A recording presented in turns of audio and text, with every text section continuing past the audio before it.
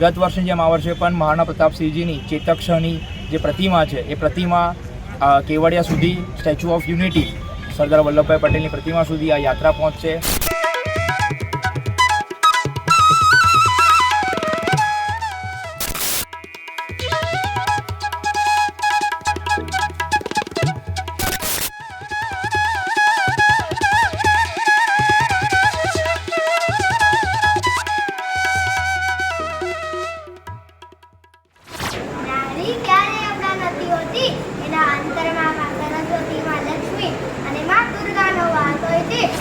हमारी भूमि से हमें हटाया जा रहा था और हमारे मान को नचाया जा रहा था. हमारे घर मसालों से जलाए जा रहे थे और नन्ही देह पर भाले चलाए जा रहे थे. વરસાદનું વાતાવરણ જોઈ અને બધા ઠંડા ઠંડા થઈ ગયા છે. એટલે પહેલાં આપણે નાણું બોલાવીએ કે જેના જન્મ નિમિત્તે આપણે અહીંયા ઉપસ્થિત થયા છીએ. બોલો મહારાણા પ્રતાપ કી જય! મહારાણા પ્રતાપ કી જય! જય મેવાડ! જય મેવાડ! જય એકલીજી! એવું થતું હોય છે અમુક લોકોને કે આ ગૌરવ યાત્રા કેમ, આપણે આ કોઈ રેલી સ્વરૂપે નથી આવ્યા. એટલે સૌથી પહેલાં દિમાગમાં બધાને એવું હોય કે સારું આપણે અત્યાર સુધી રેલીઓ કાઢી છે ને આજે આ રેલી નથી.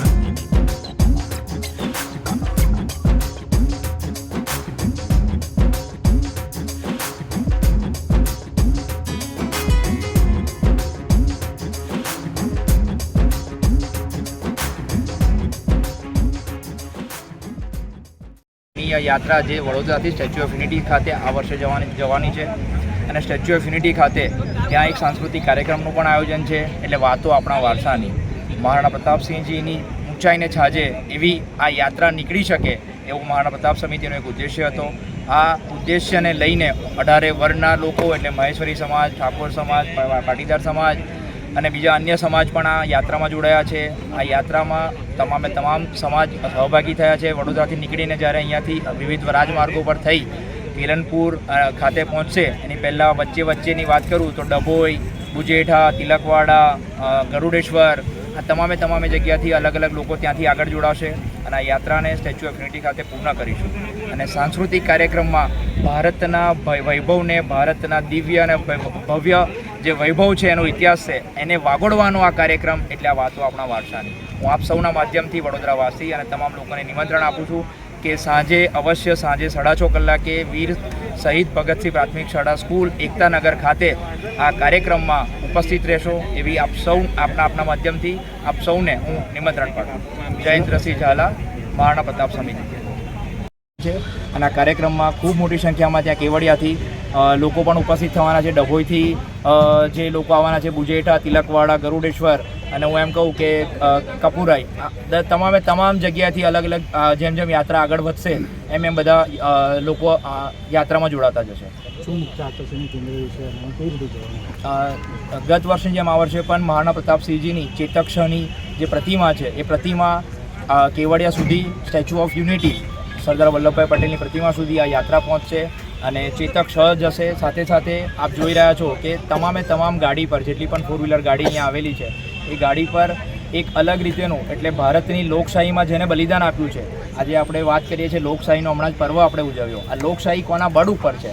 હું એમ સમજું છું કે 562 રાજવીઓ જે ભારતને અખંડ કરવામાં પોતાનું બલિદાન આપ્યું છે.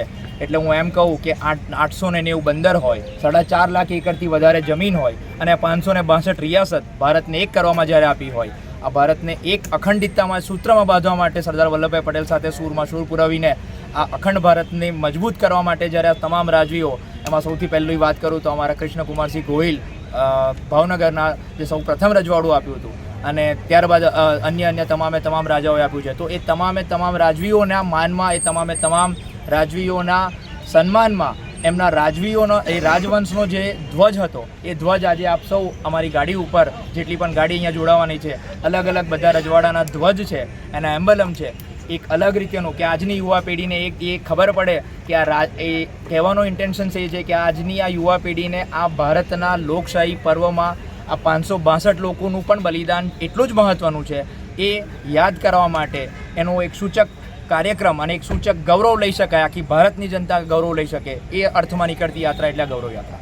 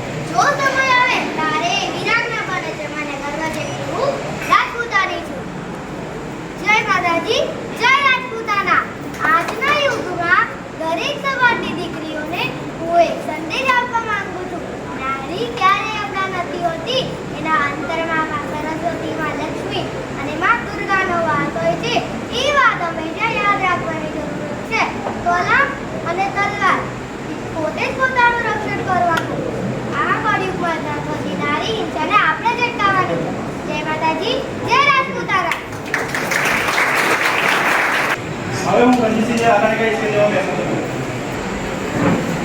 યા દેવી સર્વભૂતેષુ શક્તિરૂપેણ સંસ્થિતા નમસ્તસ્યૈ સન્માનીય વંશ આયોજક સમિતિ, ગોપાલપુરાના વતનીઓ, સમાજના તમામ ભાઈઓ અને માતૃશક્તિઓ, આપ સૌને મારા જય માતાજી. આજ એક એવા ઐતિહાસિક દિવસે એવી ઐતિહાસિક જગ્યા ઉપર આપણે સૌને મળવાનું થયું છે. એટલે બહુ નાની બે જ વાતો કહી અને મારી વાત મારે પૂરી કરવી છે. એક તો આ જગ્યા ભાઈએ જેમ કીધું એમ રાજપીપળા એ ગોહિલોનું સ્ટેજ છે અને મહારાણા પ્રતાપસિંહજી સિસોદિયાઓ એ ગોહિલોના વંશજો છે.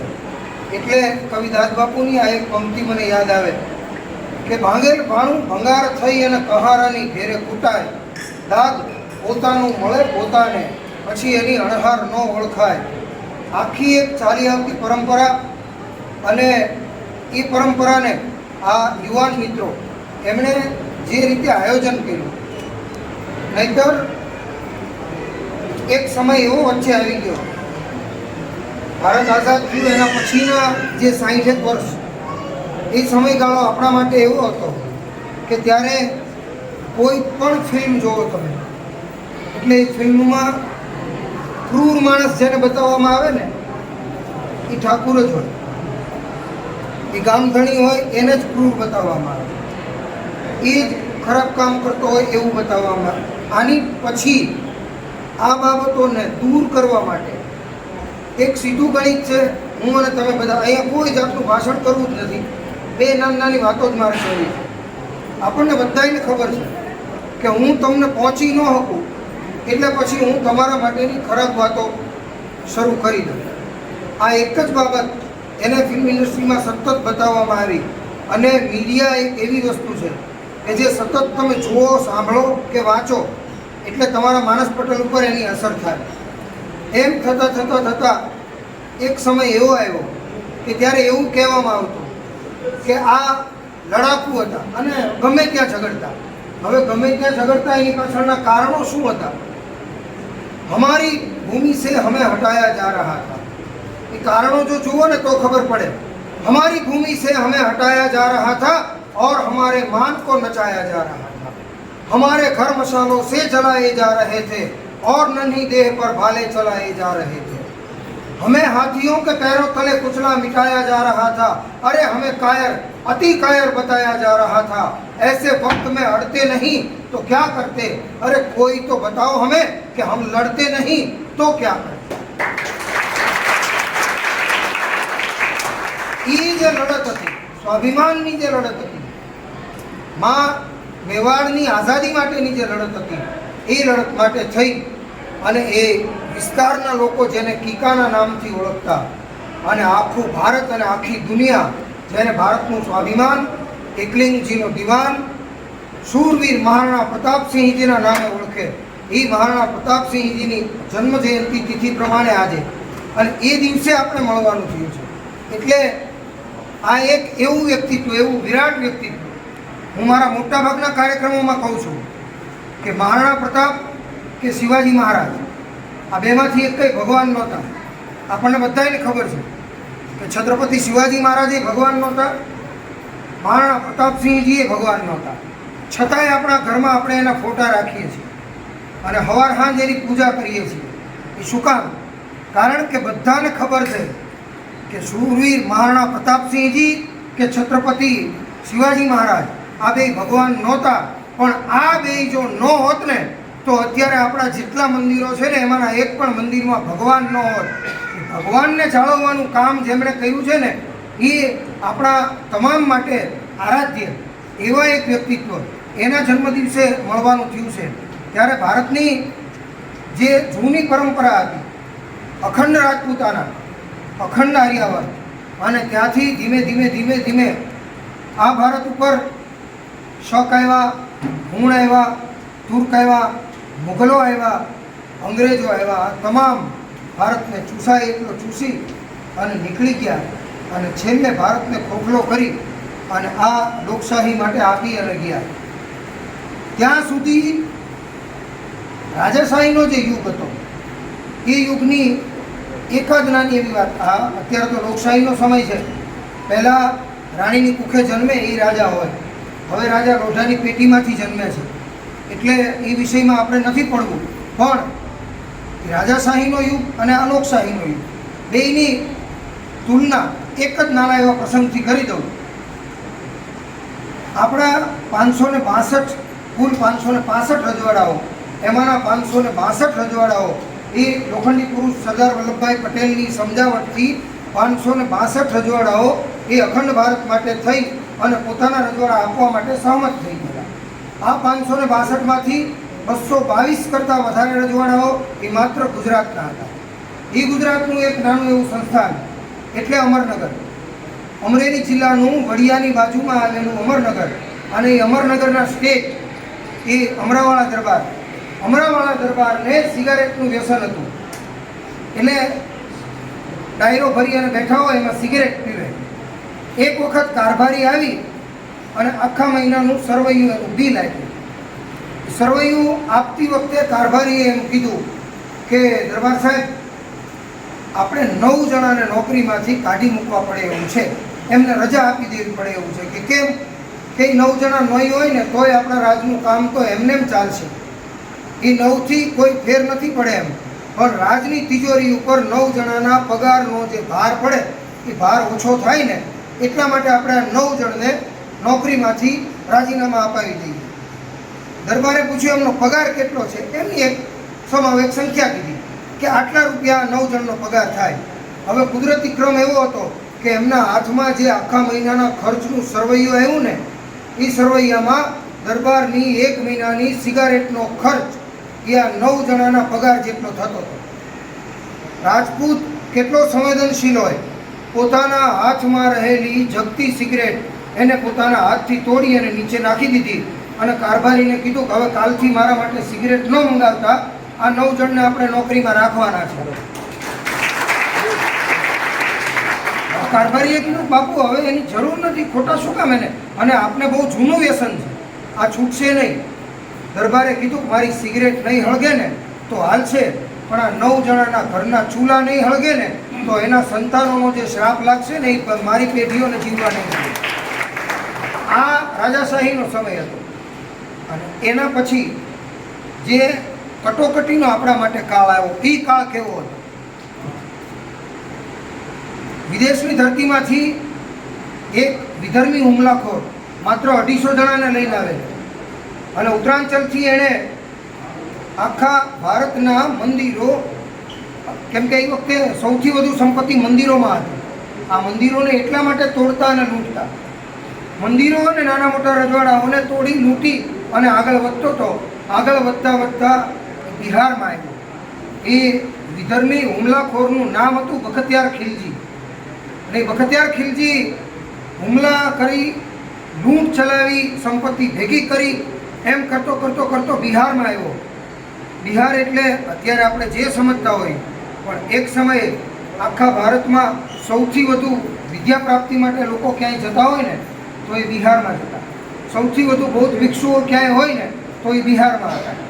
ત્યાં વિહાર કરતા હતા. એ વિહાર વિહાર વિહાર બિહારીઓની ભાષા જેવી હોય, એ વ નથી બોલી શકતા, એટલે એ વિહારનું બિહાર થઈ ગયું. એ બિહાર પ્રદેશમાં જ્યારે પહોંચ્યો ને ત્યારે બખતિયાર ખિલજીને એક જીવલેણ રોગ થયો. એ રોગ કોઈ રીતે મટતો નહોતો. બધાને હકીમોને બોલાવવામાં આવ્યા. હકીમોએ કીધું ભાઈ આ રોગ મટે એવું લાગતું નથી. અંતે એની સેનામાં રહેલા એક વ્યક્તિએ કીધું કે હું એક વૈદરાજને જાણું છું, એ આ રોગ મટાડે. વૈદરાજને બોલાવવામાં આવ્યા. એ વૈદરાજનું નામ હતું ડૉક્ટર રાહુલ ભદ્રસેન. રાહુલ ભદ્રસેન નામના વૈદરાજને બોલાવ્યા. એમણે નાડ તપાસી અને કીધું કે આ મટી જાય પણ દવા લેવી પડે. એ કેટલા કટ્ટર હશે, એણે કીધું હું કાફરના હાથની દવા નહીં લઉં. આણે કીધું કાંઈ વાંધો નહીં, દવા ન લેતો, પણ હું વૈદ છું, તને બચાવો એ મારો ધર્મ છે, એટલે ન લેતો કાંઈ નહીં દવા. કુરાન વાંચીશ? એણે કીધું હા કુરાન વાંચીશ, પણ મારું કુરાન વાંચવું પડશે. કે હા તમારું કુરાન વાંચીશ. ડૉક્ટર રાહુલ ભદ્રસેને એને કુરાન ભેટમાં આપ્યું દવા તરીકે, અને એણે કુરાન વાંચવાની શરૂઆત કરી. પાનું ફેરવવા માટે અંગૂઠોને આંગળી બે જીભને અડાડી અને આમ પાનું ફેરવે ને, ડૉક્ટર રાહુલ ભદ્રસેને કુરાનના એકે એક પાના ઉપર ઔષધિઓ લગાડી દીધી હતી. અને એ ઔષધિ ખાલી આમ પાનું ફેરવે ને જીભને અડે ને, એમાં 15 દિવસમાં એને સારું થઈ ગયું. સારું થઈ ગયું ને એટલે પછી એણે પૂછ્યું કે આ કોણ હતા? કે આ વૈદરાજ હતા. ક્યાં ભણેલા હતા? કે નાલંદામાં ભણેલા હતા. એ નાલંદા ક્યાં આવી? કે અહીંયાથી 50 માઇલ દૂર. 250 માણસોને લઈ અને આવ્યો. ત્યાં 1000થી વધારે પ્રાધ્યાપકો હતા અને 10,000થી વધારે બૌદ્ધ ભિક્ષુઓ અહીંયા અભ્યાસ કરતા હતા. 11,000થી વધારે વ્યક્તિઓ ઉપર 250 વ્યક્તિઓએ આવી હુમલો કર્યો અને એને નષ્ટ કરી નાખી. એની લાઇબ્રેરીને સળગાવી. 92 લાખથી વધારે પુસ્તકો એમાં હતા. અને ઇતિહાસકારો એમ લખે છે કે 3 મહિના સુધી એનો ભડકો દેખાણો હતો. 7 મજલાની એની પુસ્તકાલય હતું.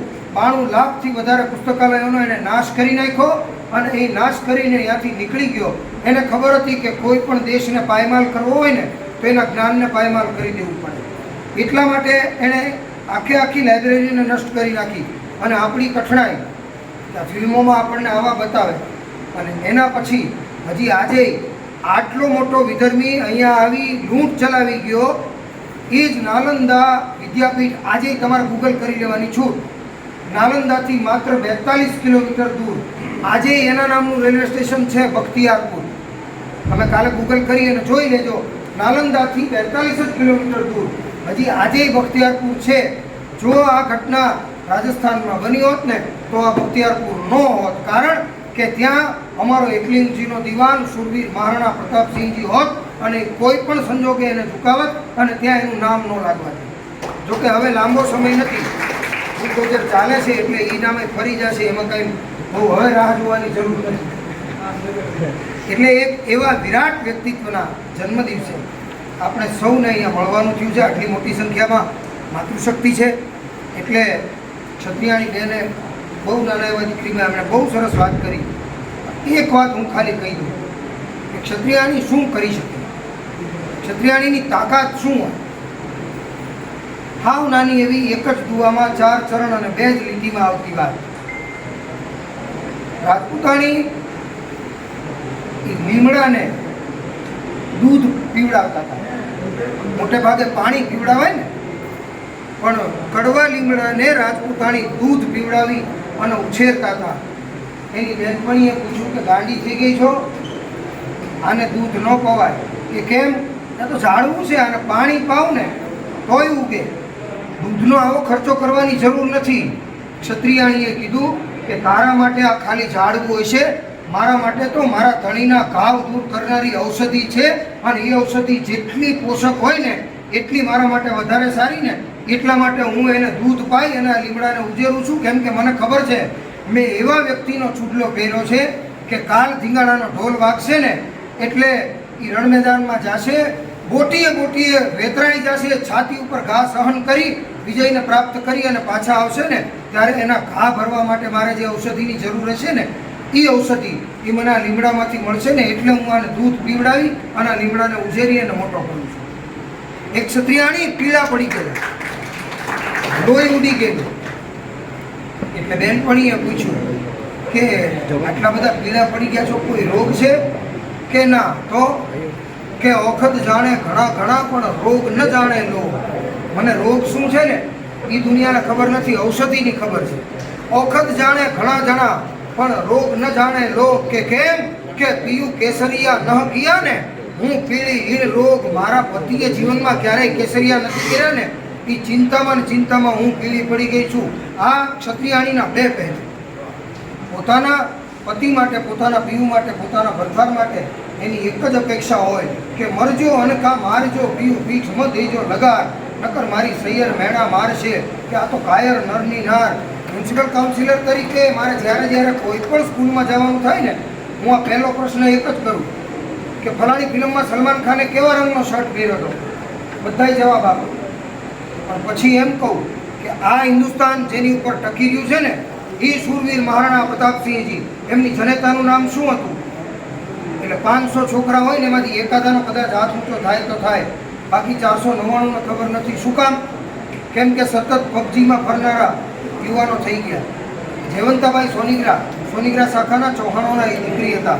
એટલે આ બાબતો આપણને યાદ હોય, આપણી પાસે હોય, આપણી પાસેથી સમાજમાં જાય અને સમાજમાં આપણા માટેનો આદરભાવ એ આમ સમાજમાં વધે એવી એક ભાવના જે પ્રદાન છે રાજપૂતોનો, એ પ્રદાનની યાદી તાજી કરાવવા માટેનો એક પ્રયત્ન.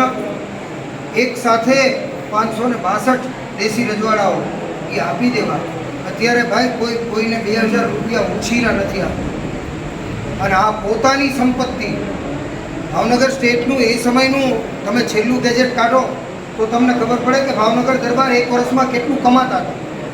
એટલી આવકને જતી કરીને 1800 પાદર એક ક્ષણનો વિલંબ કર્યા વિના આપી દે. આપી શકે ને એ ક્ષત્રિય આપી શકે, કારણ કે એ આપવા માટે સર્જાયેલા છે. પછી એ રજવાડા આપવાની વાત હોય કે પોતાનો પ્રાણ આપવાની વાત હોય, એક શેર આટો અને એક ચપટી મીઠું સૈનિક તરીકે ક્યારેય પણ સેનામાં દાખલ થાય ને એટલે એની સામે એક શેર આટો અને એક ચપટી મીઠું આટલું જ રાજપૂત સૈનિકના ભાગમાં આવતું હોય એટલાની સામે એ પોતાનો પ્રાણ આપી દેતા અચકાતો નથી. એવા ક્ષત્રિયો, એવા રાજપૂતોની વચ્ચે આજના દિવસે રાજપૂતોના તમામના આરાધ્ય આખું હિન્દુસ્તાન જેમના નામ ઉપર ગૌરવ લઈ શકે અને દુનિયામાં ગમે ત્યાં જઈએ તો આપણે ગૌરવથી કહી શકીએ કે શૂરવીર મહારાણા પ્રતાપસિંહજીના પ્રદેશમાંથી અમે આવીએ છીએ. એવા એક વિરાટ વ્યક્તિત્વના જન્મદિન નિમિત્તે આજના દિવસે અહીંયા મળવાનું થયું. આપ સૌના દર્શનનો મોકો મળ્યો એ બદલ મહારાણા પ્રતાપ સેવા સમિતિ અને આપ સૌનો આભાર માની મારી વાત પૂરી કરું છું. ભારત માતા કી જય, વંદે માતરમ, જય રાજપૂતાના. જય માતાજી. વરસાદનું વાતાવરણ જોઈ અને બધા ઠંડા ઠંડા થઈ ગયા છે. એટલે પહેલાં આપણે નાણું બોલાવીએ કે જેના જન્મ જયંતિ નિમિત્તે આપણે અહીંયા ઉપસ્થિત થયા છીએ. બોલો મહારાણા પ્રતાપ કી જય! મહારાણા પ્રતાપ કી જય! જય મેવાડ! જય મેવાડ! જય એકલીજી! જય એકલીજી! આજે મહારાણા પ્રતાપ સિંહજીના જન્મ જયંતિ અવસર નિમિત્તે અહીંયા કાર્યક્રમમાં ઉપસ્થિત નર્મદા જિલ્લાના ગોપાલપુરા તથા અલગ અલગ ગામોમાંથી તથા તાલુકાઓમાંથી ઉપસ્થિત સર્વે ક્ષત્રિય આગેવાનો, મંચ ઉપર ઉપસ્થિત અલગ અલગ સંસ્થાઓના આગેવાનો, હમણાં જેમનું સ્વાગત થયું તે અન્ય સમાજના દરેક આગેવાનો કે જેમણે આમાં સહયોગ આપ્યો છે તે તમામ તથા અહીંયા ઉપસ્થિત મોટી સંખ્યામાં ઉપસ્થિત માતાઓ અને બહેનો દરેકને મારા જય માતાજી, જય શ્રી મહાકાલ. હવે આગળ રણજીતભાઈ બોલી ગયા હોય એટલે પાછળ બોલવું ખૂબ મુશ્કેલ હોય, કારણ કે વિષય મહારાણા પ્રતાપનો હોય એટલે શૂરવીરતા સિવાય બીજું કંઈ ના હોય. પણ બે પંક્તિઓ દ્વારા કે गिरा जहां पर खून वहां का पत्थर पत्थर जिंदा है, जिस्म नहीं है मगर नाम का अक्षर अक्षर जिंदा है. जीवन में ये अमर कहानी अक्षर अक्षर गढ़ लेना, शौर्य अगर सो जाए तो महाराणा प्रताप को पढ़ लेना. એવા અમર વ્યક્તિત્વની જ્યારે આપણે વાત કરવા અહીંયા ઉપસ્થિત થયા હોય તો આખા મહિના ઓછા પડે એટલા દ્રષ્ટાંતો છે, એટલી કહાનીઓ છે, એટલી એમની લડાઈની વાતો છે. પણ ફક્ત એક જ વસ્તુ હું કહીશ કે પરાધીનતા જેણે કોઈ દિવસ સ્વીકારી નથી અને સ્વતંત્રતાનો પર્યાય કે જ્યાં સુધી મારા શરીરમાં પ્રાણ છે ત્યાં સુધી આ મેવાડની ધરતી ઉપર, ધરતી તો ઠીક છે એની રજ પણ કોઈને નહીં લેવા દઉં એવો અખંડ નિયમ લઈ અને જેમણે જીવન જીવ્યું છે અને એવા નિયમના કારણે એમણે પોતાના શરીરના લોહીનું એક એક કણ પોતાના સ્વતંત્રતા માટે, પોતાની માતૃભૂમિ માટે ન્યોછાવર કર્યું છે. કેવા મહારાણા પ્રતાપસિંહજી એવું જીવન જીવ્યા છે, એટલી બહાદુરી બતાવી છે, એવું શૌર્ય બતાવ્યું છે કે આજે 500 વર્ષ પછી પણ આપણે એમને જ્યારે યાદ કરીએ છીએ ત્યારે એમનું ચિત્ર આબેહૂબ આપણને દેખાઈ આવે છે. આ પ્રસંગ નિમિત્તે મહારાણા પ્રતાપ સમિતિએ જે આયોજન કર્યું છે એ આયોજન ખૂબ જ અભિનંદનને પાત્ર છે, વખાણવા પાત્ર છે. અત્યાર સુધી સ્ટેપ બાય સ્ટેપ તમે કોઈ પણ કાર્ય કરો તો એ કાર્ય રૂટીન ના હોવું જોઈએ. દરેક વખતે કાર્યમાં કંઈક ઉમેરો થવો જોઈએ. થોડા વર્ષો પહેલા મહારાણા પ્રતાપની પ્રતિમાઓ સ્થાપિત કરવાનું કાર્ય એ મહાકાલ સેનાએ ચાલુ કર્યું હતું બોરસદ ખાતે. મહારાણા પ્રતાપ અને ક્ષત્રિય સમાજ એટલે ક્ષત્રિય હંમેશા સંઘર્ષમય જ હોય. જેના જીવનમાં સંઘર્ષ ના હોય અને જેણે સંઘર્ષ ના કર્યો હોય એને હું ક્ષત્રિય નથી માનતો. અને મહારાણા પ્રતાપનો સંઘર્ષ તમે જોઈ લો કે એક રાજાનો દીકરો, પોતે રાજા અને છતાંય એમણે જંગલોમાં જીવન વિતાવ્યું અને ઘાસની રોટી ખાધી. એટલે એનાથી મોટો સંઘર્ષ કોઈ હોઈ શકે નહીં. એટલે જ મહારાણા પ્રતાપથી મોટું વ્યક્તિત્વ ક્ષત્રિય સમાજમાં કોઈ છે નહીં. બાકી રાજસ્થાનના ઇતિહાસનું તમે વિચારો તો અસંખ્ય રાજાઓ છે કે જેમનું પણ બલિદાન જોરદાર છે, જેમનું પણ શૌર્ય જોરદાર છે. પણ જ્યાં જ્યાં મહારાણા પ્રતાપની પ્રતિમા સ્થાપિત કરવાની હતી ત્યાં પણ સંઘર્ષ થયો.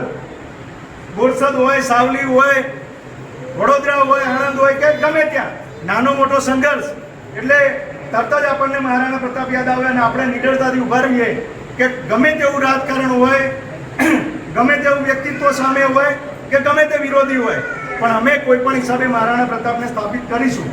અને એ જ રીતે આપણા યુવાનોએ બહાદુરી બતાવી, નિડરતાથી અને ખૂબ જ મહેનત કરી અને ઘણી બધી પ્રતિમાઓ થોડાક જ વર્ષોમાં લગાવી.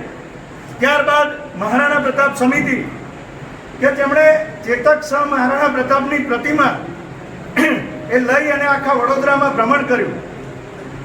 એક પ્રતિમા લગાવવાનું કારણ અને પ્રતિમાના પરિભ્રમણનું કારણ એવો છે કે હમણાં જ ભાઈએ કીધું કે કોઈ પણ વસ્તુ આજે ભૂલવાડી દેવામાં આવે, જો ઇતિહાસ હોય તમારો, એ ઇતિહાસને તમે યાદ ના રાખો, કોઈ પણ સમાજને એનો ઇતિહાસ ભૂલવાડી દેવામાં આવે ને તો એ સમાજમાં કંઈ રહે નહીં. એટલે સમાજ તો ઠીક છે, પણ આવું વિરલ વ્યક્તિત્વ આપણી પાસે છે. મહારાણા પ્રતાપ કે શૌર્યમાં એમના તોલે કોઈ પણ આવી ના શકે એવા વિરલ વ્યક્તિત્વને તમે પ્રજાની સમક્ષ લઈ ગયા છો. આજે કોઈ પણ વ્યક્તિત્વ મહારાણા પ્રતાપને આપણે સૌ ઓળખીએ. ક્ષત્રિયના દીકરાને તમે પૂછો એટલે મહારાણા પ્રતાપ હોય, શિવાજી હોય કે બીજા કોઈ પણ અમર વ્યક્તિત્વની વાત કરો એટલે એને ખબર હોય, પણ દરેક સમાજોની વચ્ચે લઈને જાઓ ત્યારે એ મોટા થાય છે. અને એ વ્યક્તિત્વ એવું છે કે જે મોટું છે પણ એને મોટું કરવાની આપણે જરૂર છે. કારણ કે ઠાકુરોને, ક્ષત્રિયોને હંમેશા અલગ રીતે જ દર્શાવવામાં આવે છે. એ ચોપડીઓની અંદર જ્ઞાન હોય. અત્યાર સુધી આપણે બધા ભણ્યા છે. ભૂતકાળ યાદ કરો તમે, બાબરનું આખું કુટુંબ ભણવું પડે, યાદ ના રહેતું હોય. અને મહારાણા પ્રતાપ કે જેમનું આખું કુટુંબ, એમની 7 પેઢીઓ 500 વર્ષ સુધી અહીંયા મુગલોને પગ દેવા નથી દીધો, એવી એક પણ પેઢી બતાવો ભારતમાં કે જે પેઢીઓ આખી લડી હોય.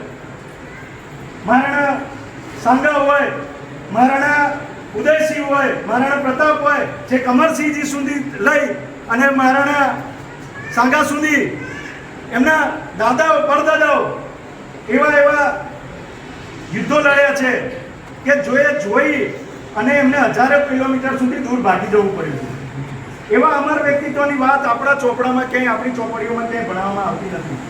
આપણે તો સમાજના કાર્યક્રમોમાં સાંભળી અને એ વસ્તુને યાદ કરી શકીએ, શીખી શકીએ અને એનું ગૌરવ લઈ શકીએ, પણ બીજા સમાજો ક્યારે જોશે?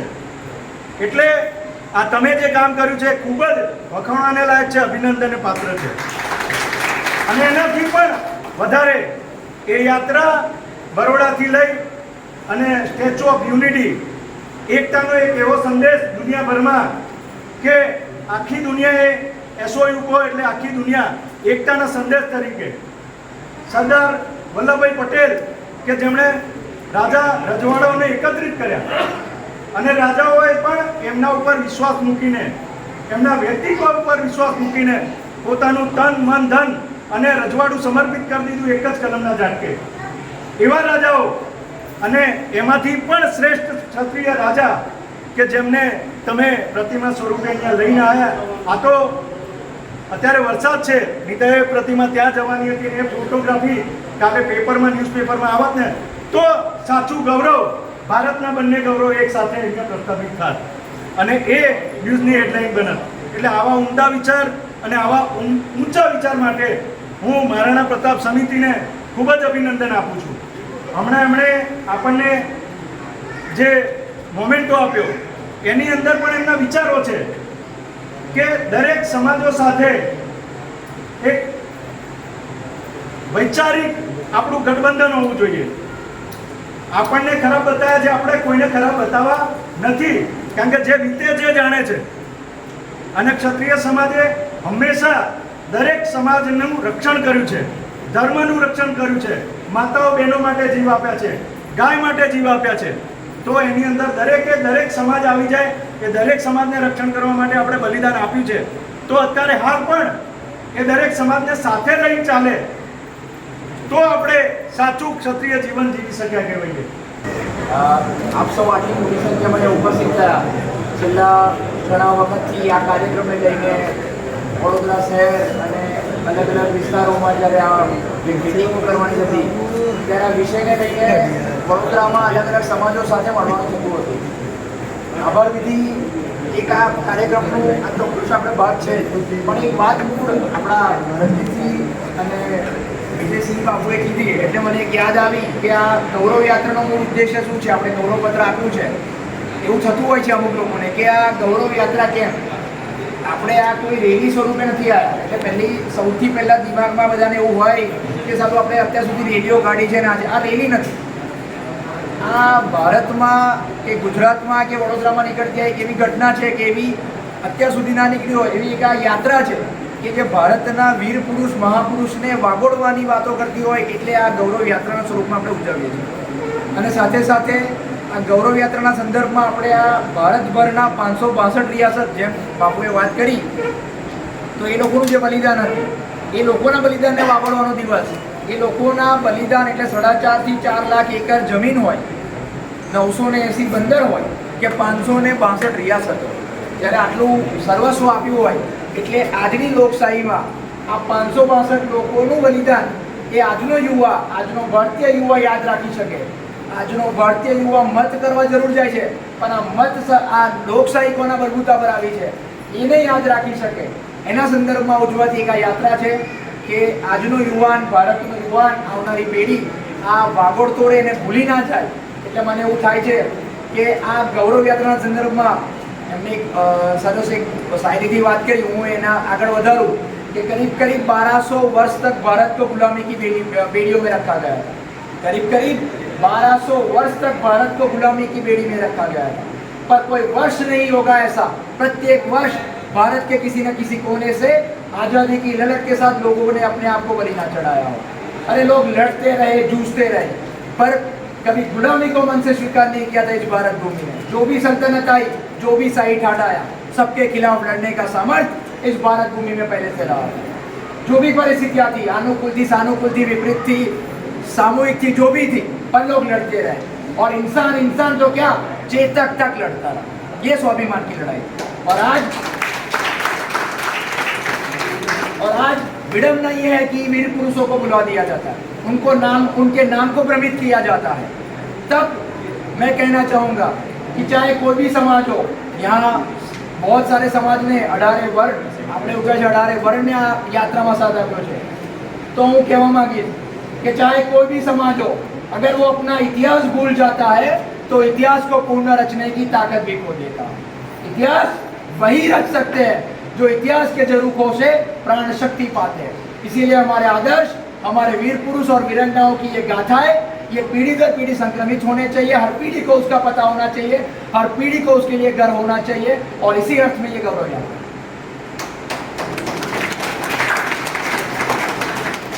આપ સૌ આટલી મોટી સંખ્યામાં ઉપસ્થિત થયા, નારી શક્તિ ઉપસ્થિત હોય છે. હું હંમેશા નારી શક્તિ માટે અનેકો વાર જ્યારે પણ મને કહેવાનો મોકો મળ્યો છે અને ખાસ આપણી સમાજના ક્ષત્રિયના અને ક્ષત્રિયાણી ઉપસ્થિત હોય તો માતૃશક્તિ માટે 2 શબ્દ અવશ્ય કહેવા માગું છું કે આપણે ભારતને વૈશ્વિક સ્તર પર ફરીથી વિશ્વગુરુ બનાવવાની વાત કરી તો આ માતૃશક્તિને વંદન કરું છું. અને ખૂબ મોટી સંખ્યામાં જ્યારે આજે ભાઈઓ કરતાં વધારે સંખ્યા હું આપણે અહીંયા જોઉં છું તો આ માતૃશક્તિને નમન કરું છું અને વંદન કરું છું કે આટલી સંખ્યામાં ટ્રેડિશનલમાં ઉપસ્થિત થયા છો. तो એવું કહેવાય છે કે भारत अगर पहले विश्वगुरु के पद पर प्रतिष्ठित था तो इन्हीं मातृशक्ति के पद पर, भारत पहले विश्वगुरु के पद पर था तो इन्हीं मातृशक्ति के पद पर. और मैं समझता हूँ कि आगे अगर फिर से विश्वगुरु बन सकता है तो इसी मातृशक्ति के पद पर. क्योंकि हमारे देश में, भारत में नारी को कभी पैरों की जूती नहीं समझा गया. हमारे देश में नारी को कभी खोगिया की दृष्टि से नहीं देखा गया है. हमारे देश में नारी इतनी महान है तो उसका वर्णन नहीं किया जा सकता. मेरी कोई औकात नहीं है मेरे नौजवान साथियों, मेरी कोई औकात नहीं है कि मैं नारी का परिचय दे सकूं, उनका वर्णन कर सकूं.